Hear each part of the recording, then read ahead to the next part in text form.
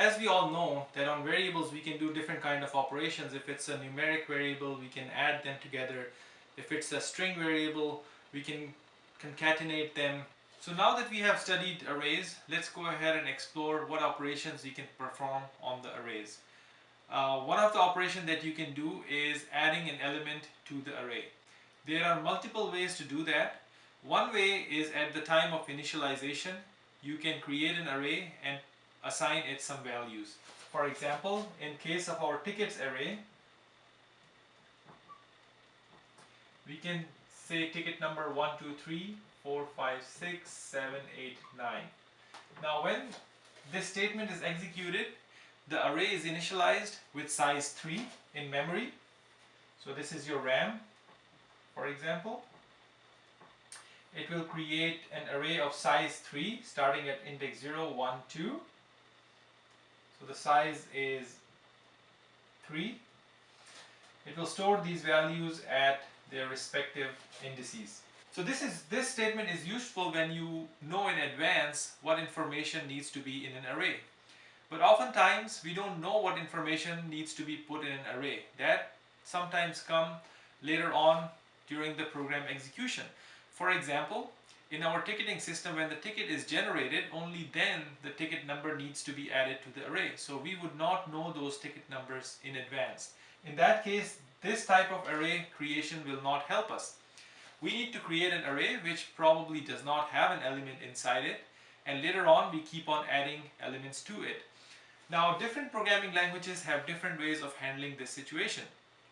In some programming languages, you can initialize an array up front and tell it what size of array do you want, so it allocates the memory location in RAM for that equivalent to that size, but it will be empty. In those programming languages, you can tell it what size of array do you want. So for example, in our case, if it's size 3, it will create 3 locations in your RAM which will be empty. Alright, and later in your program what you can do is you can tell it to put tickets 1, 2, 3 at location 0, ticket 4, 5, 6 at location 1, and so forth. So then it will go ahead and save these values at their respective indices and so forth, right? However, Python does not let you do that. So in Python what you can do is you can possibly initialize an array with an empty size. At this point it does not know how much memory to allocate, so it doesn't really do much, right?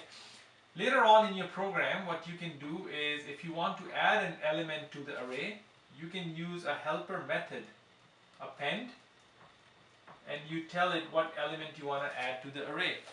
Now what append does is it actually adds the element at the end of the array.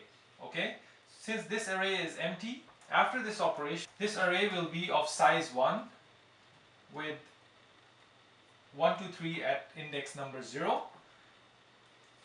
Later on in your program, when you say tickets.append 4, 5, 6, right? Now this results in an array, tickets array of size 2 with 2 values inside it, 1, 2, 3 and 4, 5, 6. So it will append 4, 5, 6 at the end of the array. Alright? Now after this operation, the memory will have allocated 2 locations for this array and stores those values in those locations. And the array will be of size 2. If you keep on appending values, the size keeps growing and it will keep on adding the elements at the end of the array. Alright, so arrays keeps growing like this. So another operation we can do on an array is we can remove a value from an array. Depending on which programming language you're in, this may or may not be an easy operation. So for example, in Python, if we have an array of tickets, 2 values, and we want to remove the last value, how we can do that is it has a special keyword del, which means delete, you can say tickets variable, and you can tell it the index number which you want to delete, which in our case is index number, this is 0 and this is 1, so we can say delete tickets 1. So this statement tells the computer that you need to delete the value at index number 1. After this statement is executed, our tickets array will look something like this. Okay, so it will only have 1, 2, 3 value remaining, and it's going to shrink its size. So the programming languages which do not support this delete operation as easily, you have to do additional steps to delete an element from an array. Going back to our example, tickets, which has, let's suppose, 2 values, 1, 2, 3, 2, 3, 4. What we can do is we can say tickets 1 equals -1.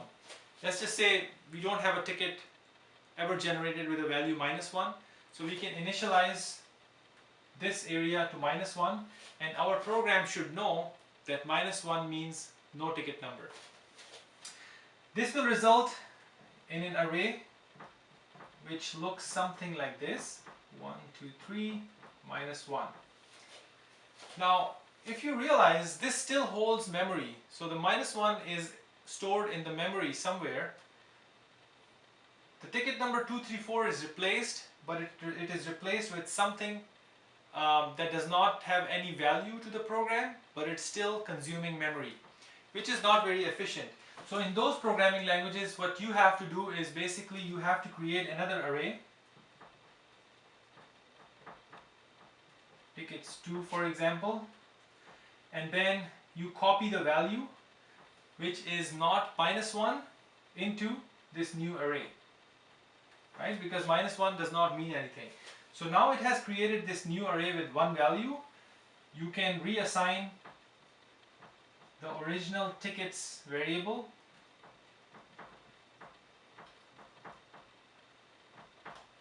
with this new variable. So now they point to a location in memory which only has 1 value. So that's how you delete an element from an array, which is a lot more difficult and a lot more steps, but Python takes care of it behind the scene for us by removing the element and shrinking the size. Another operation we can do on the arrays is we can update a value. Now consider an example where I have an array with student names.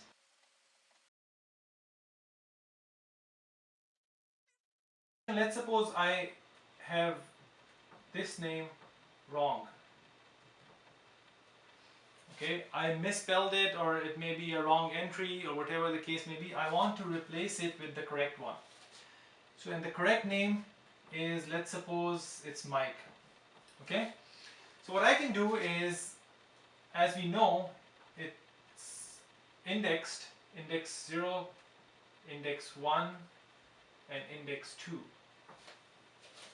So I can reference that location using index number 1, and I assign it a new value which is Mike. What this statement will do is, after the statement is executed, now our array will look like this. So it will basically get rid of this value and put in a new value which is Mike. I can update any element in my array if I reference it using the proper index and assign it a new value. So one thing you have to remember is the way to access an array is you put an array name here, and then you provided the index value. You can access the array, you can assign a different value, and so forth. So just keep this notation in mind when you're dealing with arrays and you want to manipulate the elements of the array. Arrays are really designed to store similar values. For example, you can create an array of strings which only holds string values. You can create an array of integers which can only hold integer values. Some programming languages enforce these rules. For example, in Java, if you create an array of strings, you cannot add a value which is a number to that array. So for example, let's say I have an array called names. So I have stored some values. I cannot store a number. So if I do this, this will give an error. Java and some other programming languages like C++ will not let you do that. However, Python again is more flexible. So Python will let you store any data type inside an array and you can mix and match. However, in general, it is not considered a good practice because when you are trying to manipulate the values, you have to know what you're manipulating. Are you manipulating a number or a string and things like that? So you have to be very careful when dealing with mixed values, and it's generally not a good practice to do something like this.